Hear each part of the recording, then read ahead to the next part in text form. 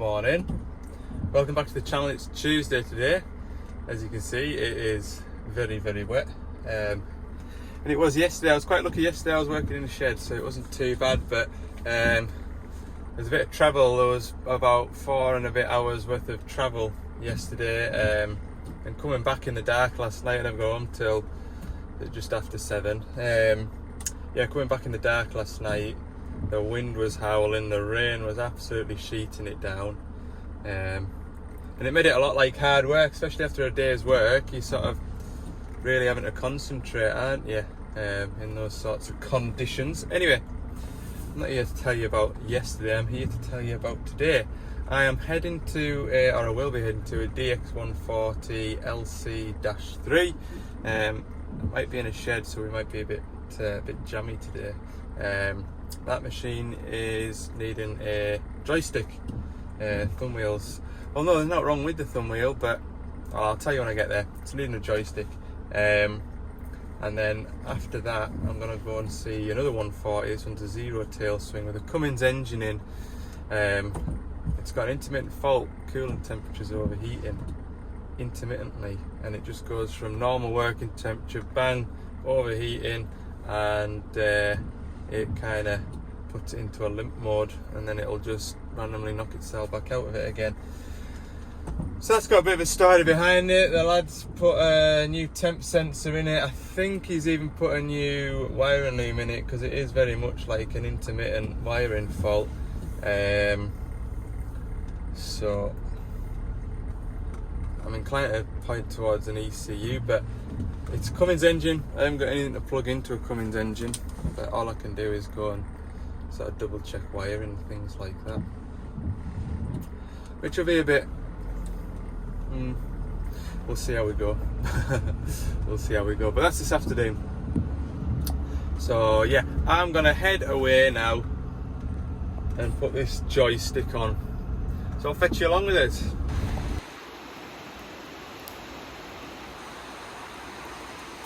Here's some water about.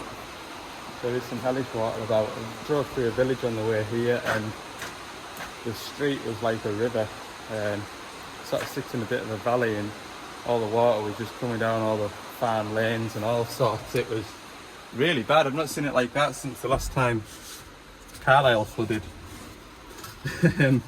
What am I up to then? I'm changing this joystick, this 140, from this type to the sort of new type.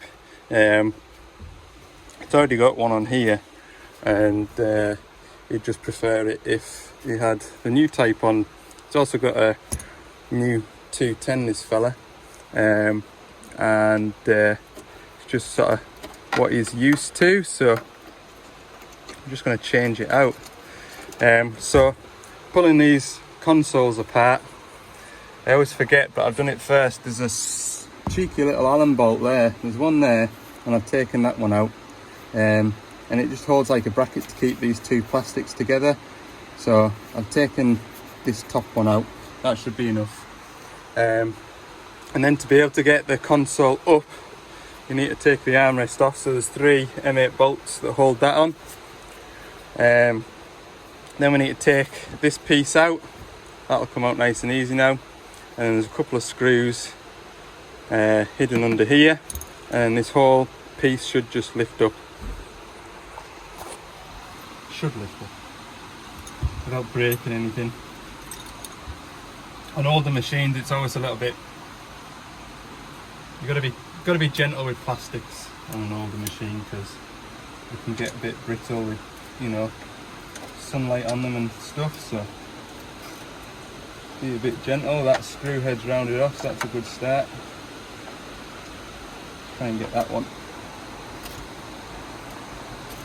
I think that one's away. So yeah, I'll rip this apart and come back to you. So I told you a lie. Don't need to take all this plastic off. Don't know why I did that. I'm just sort of in autopilot mode. Yeah, we just need this piece out. But anyway, no harm. So what we're doing is replacing this joystick handle. This is a different, obviously it's different. and this isn't plugged in. I don't even think there's a plug down there for it. What we need to do is basically join these wires to the new handle once we've fed it down through here. There is a pin kit you can get, and you sort of pull all the pins out of this plug and then feed that through without the pins on, and then add the pins to it. But you can also just solder the new wires to the tails that you leave behind, and then that gives it a little bit more length of wire should anything happen. And that's how I do it. So we've got 2 white wires, 2 yellow wires. Doesn't matter which way around, you know, when you go to join these back up, doesn't matter which way around the 2 white wires go or the 2 yellow wires. They're just for the buttons here. So it's just an on-off function. And then obviously we've got red, blue and black, and they'll go to the red, blue and black that I've got on here. Nice and straightforward. I'll just go and cut these, pull the wires through here, and then we'll disconnect this handle. So we've got the handle disconnected. That's the new one. The old one I've left behind the seat because, like I say, there's nothing wrong with that, and if whatever happens to the new one, you can soon put this one back on. I'm sure with this type of joystick you could get the thumb wheel separately, whereas nowadays if your thumb wheel packs in, unless you've got a spare one that you can donate to it to get the whole handle, they're not savagely expensive, but it's certainly dearer than a thumb wheel switch. There's a bit of oil around here, which is just from those poppets weeping slightly, but I'll put this rubber boot back over it. Stop, because what happens is if this rubber boot comes up, then the grit, as you can see, gets in about here. So I'll give everything a clean up with brake cleaner, and I'll sit this boot back down over it, stop it getting any worse. There we go, it's much cleaner in there now. And now with a bit of patience and a couple of 90-degree picks, we'll just get that fed back round here, hopefully. In fact, while I'm in here actually, and I'm pleased now that I've taken that cowl up, there's a lot of free play in there, so I'll just adjust that up slightly. So we'll get a 20, or is it a 30, 27 or a 30, I think it's 27. We'll just crack that off and just screw that down gently, just so there's a little bit less play. This one is much better, there's only a tiny bit in that, whereas that one's a lot wobblier. So we'll just adjust that up, and that'll just make the machine a little bit more responsive as well when they're working it. So I've literally gone from that flat there being there to there, so not even a quarter of a turn. And if you listen, there's still free play there, which means none of these plungers are getting depressed. If you over adjust this, you'll have a plunger sat slightly. So as soon as you lift that dead man lever, what's that doing? The bucket will curl, or the arm will get lifted up or down. So that's nice now, I'm happy with that. Just need to, this has gone really, really hard, so I'm struggling to get it back on. There we go, I've got it back on. There we go, that's the plug all swapped over. I've left this handle loose, because what I'll do is I'll put everything back together and put that armrest on, and then lock it off in a position that feels natural, that feels the same as this. You could get it sort of roughly in the position, but just it's nice to get it just bang on, you know. So I'll put all this console back together, and this is what slowly develops when you get an oil leak on the joystick, so I'll get that cleaned up too. So I'm not going to be able to do this with one hand, but I'll move that rubber out the way and then hold the handle where it feels right. What I need to do now is grab the other handle and then hold it in the right position and nip the lock nut up with me 222mm spanners. There we are, we're all in position. This machine's got a grab on it, so I can actually make sure that thumb wheel's working. But what I need to do first is I'll show you how to put the machine into the correct work mode. So if you've jumped on one of these machines the first time, this is accurate for well, it's accurate from the first DXs right the way through to the current machines now. It's just the screen will look a little different. So your boss has told you jump on that machine and work that grab. First thing you need to do is go to your work button here. That brings up this screen. We need to scroll to the scissors. So we've got our scissors on now, which should be anything that works two-way. So anything that's opening and closing, you would use the two-way. Some flails, I think, you might have a reversible flail. You put that in two-way as well. You then want to, most grabs would have a data plate on it, and it'd tell you what your maximum working pressures and your maximum working flow rate should be. So you then go into the user menu, which you just hit this jog wheel here, go to your user menu, scroll to machine configuration, attachment setting, and you'd set up your two-way attachment. So you can save 5 presets. So if you've got 5 different attachments, you could have your preset for each different attachment.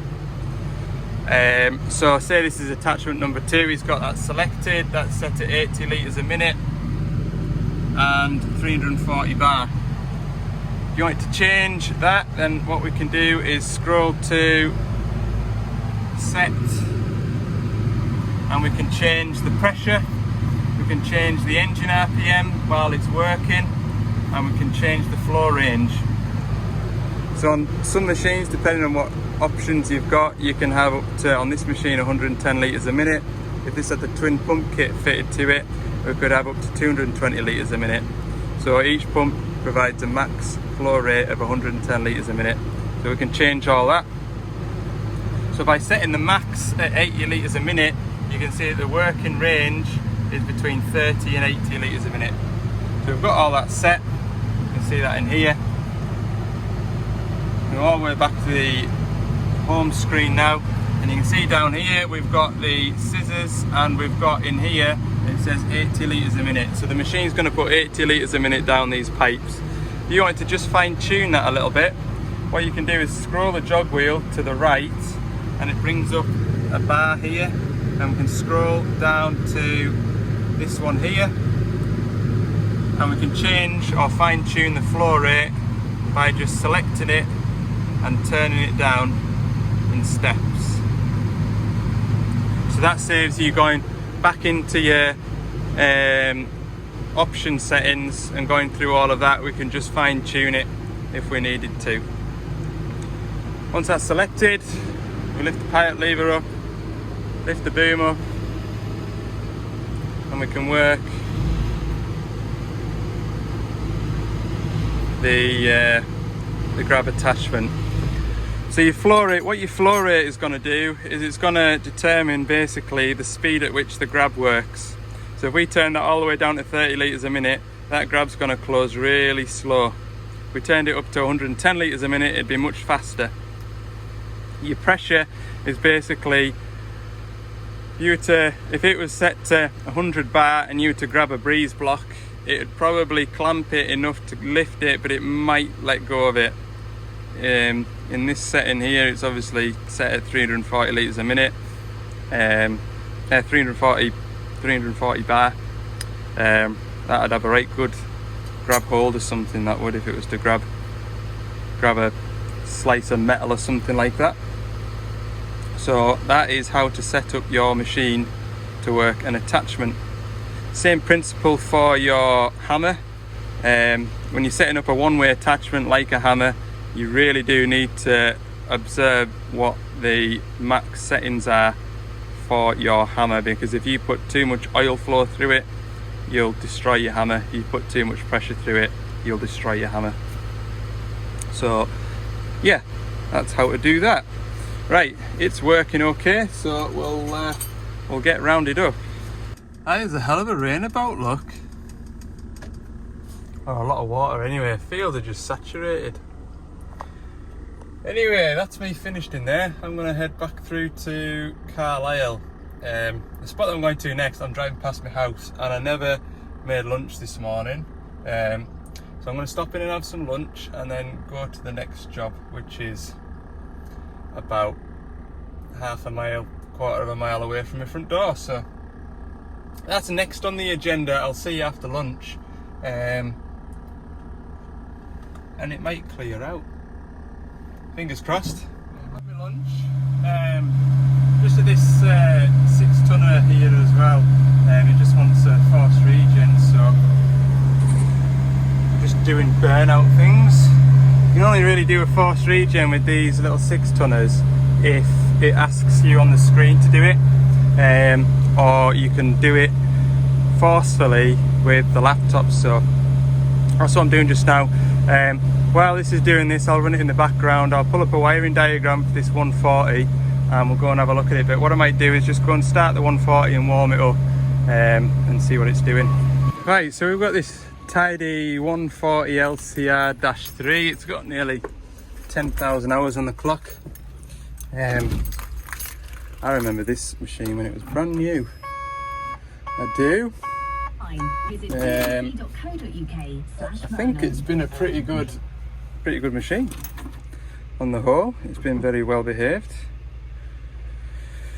But as for what's underneath that engine cover there, the engine itself, Cummins, I don't think Doosan dealers were ever allowed to do any warranty work on the Cummins engine, so any engine faults would have to have a Cummins specialist come out and diagnose and make the repair. So we don't have any what's the word? We don't have any diagnostic software to plug into it other than DMS, which talks to the machine rather than the engine. But what I'm looking at just now is coolant temperature set at 0. I wonder now, how do you get into the menus on these? Bear with us. Yeah, there we go. So coolant temperature at the moment is reading 8 degrees, which I would probably say is accurate for today. So we'll start it up and warm it up and see what the score is. Been running for a couple of minutes now and it's slowly climbing. It's not jumping up in sort of 20-30 degree increments, which is a good start, but that's the joy of an intermittent fault, isn't it? Whenever I turn up, it behaves itself. I'll just nip back in the workshop now and see if that little 6-tonner, see how it's getting on with its regen. Now we're up to 65 degrees. The errors have never been, or the failure log, it doesn't look like it's been reset from new, which is interesting. That's operation hours. Failure information, failure log. We've got quite a few that it's had in its lifetime.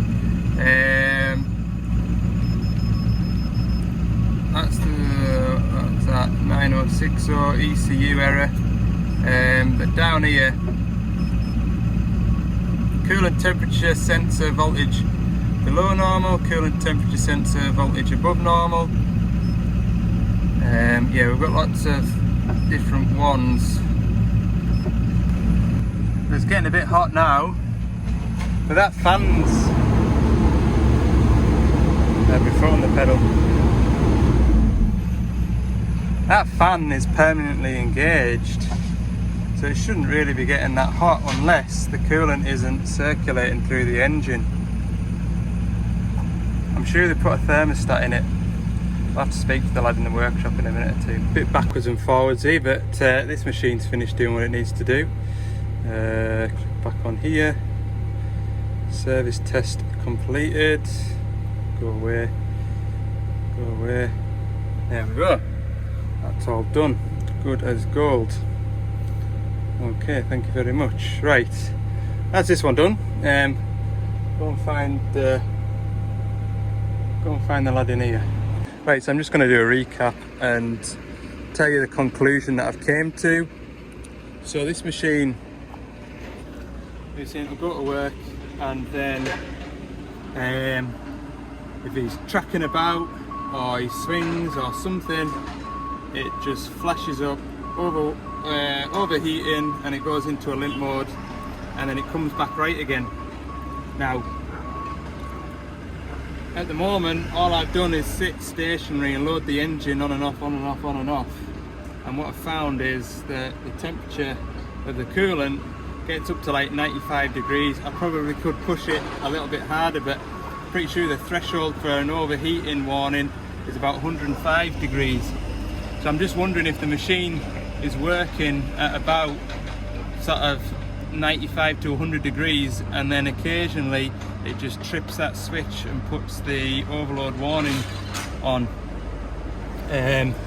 Now the expansion bottle, or the header tank here, that is really hot, too hot to the touch, whereas down here on this radiator pipe can hold that all day long. We've got the coolant temperature sensor here, and if I show you the wire or the pins for that, they're fairly corroded. He's also made a repair to the same sensor down here as well.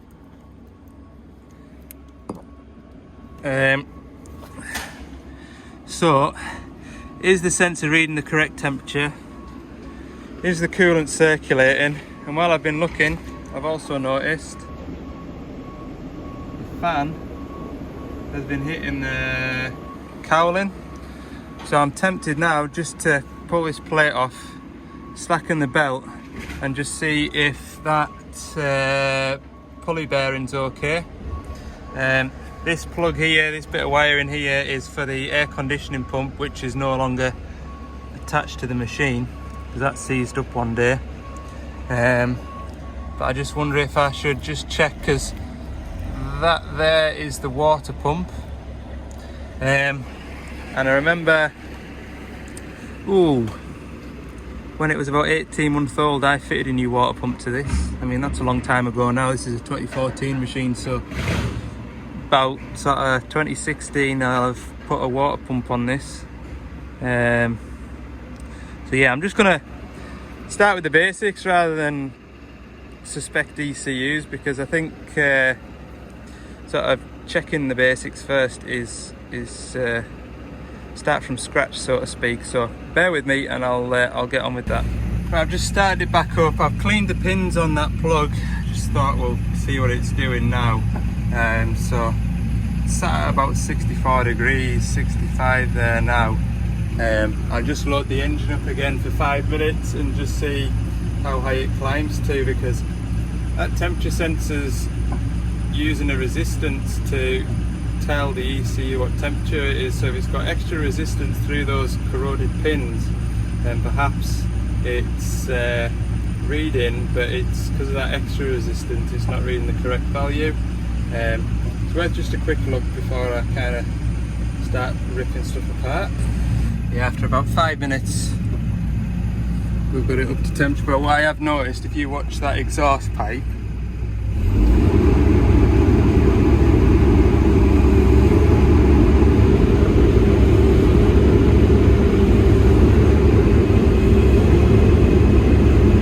I don't know how well it shows, but the engine's doing a lot of wobbling. So I think it's going to want some engine mounts, and that'll be why that fan has been hitting the fan cowl, I would imagine. So yeah, right, I've got it nice and hot now. We'll pull the thermostat out. Oh dear, whoops daisy. I'll put this bucket on the floor.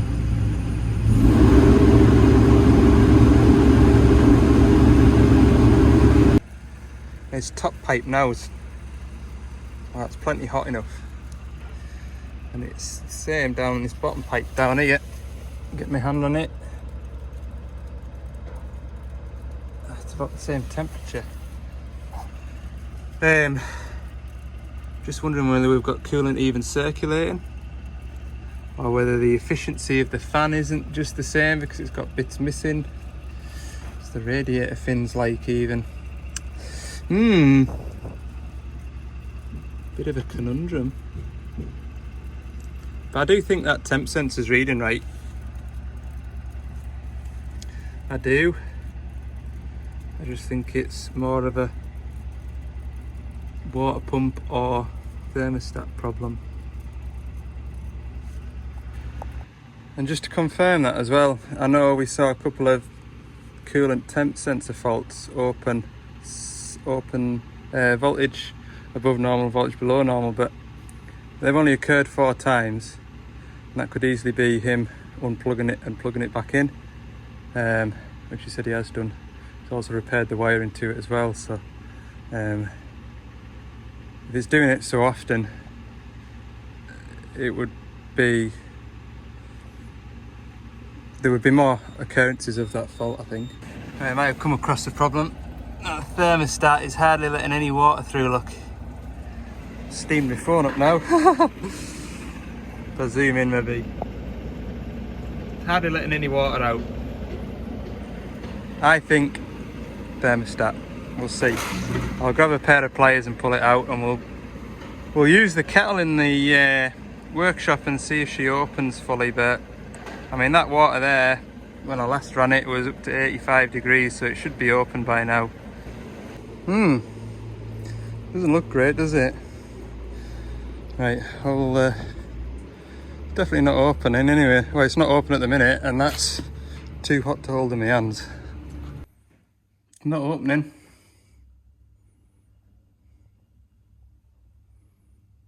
Nope. That would be our problem then. Like I say, I think the symptoms of it sort of tracking around and then throwing the engine overheat light on has just been because it's just been teetering when the machine's been working. He was saying that he'd been loading trucks away, and then he'd scoop a bucket up and swing round. As it swung round, it was overheating, so the engine would derate, and then he'd tip his bucket out into a truck, and then swinging back round again, it would drop below, engine overheat light would go off, and he'd be able to keep digging a little bit more, and then again. And I just think it's been teetering on that threshold of putting the engine light on to say that the machine's overheating. And yeah, I think that's what it's been like. I don't think we're sort of, because it does sound like, doesn't it, when you swing around or tracking across a yard or something, it would sort of seem like it's an electrical fault, but I just think it's been sort of teetering on overheating, and then it's sort of cooled back down, dropped below that threshold, the light's gone off, the machine's right back up again. But yeah, that's definitely not opened up.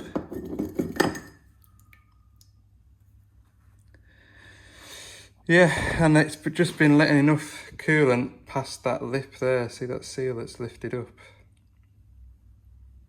I think that's why the coolant's just been forcing its way past. Right.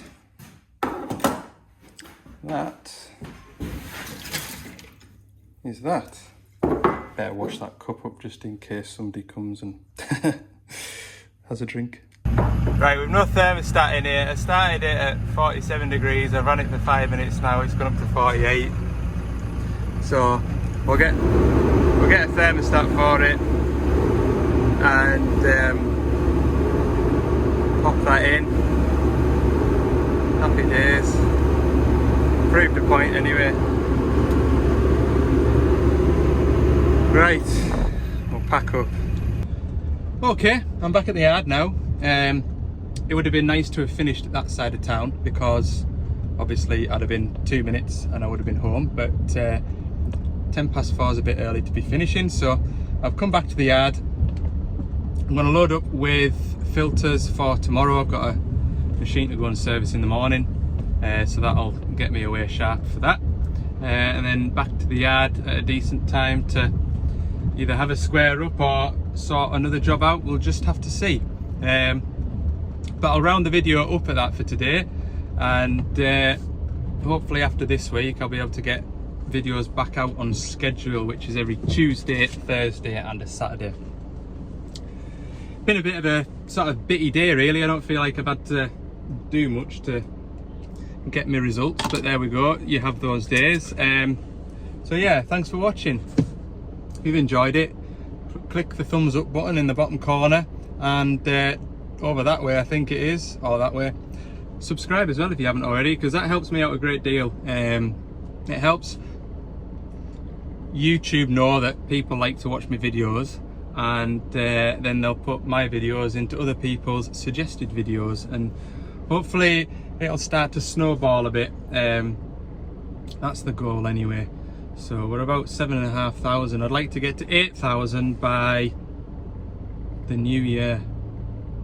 Maybe that's a bit of a steep target, another 500 in sort of 8 weeks. We'll see. Thanks for watching. See you in the next one.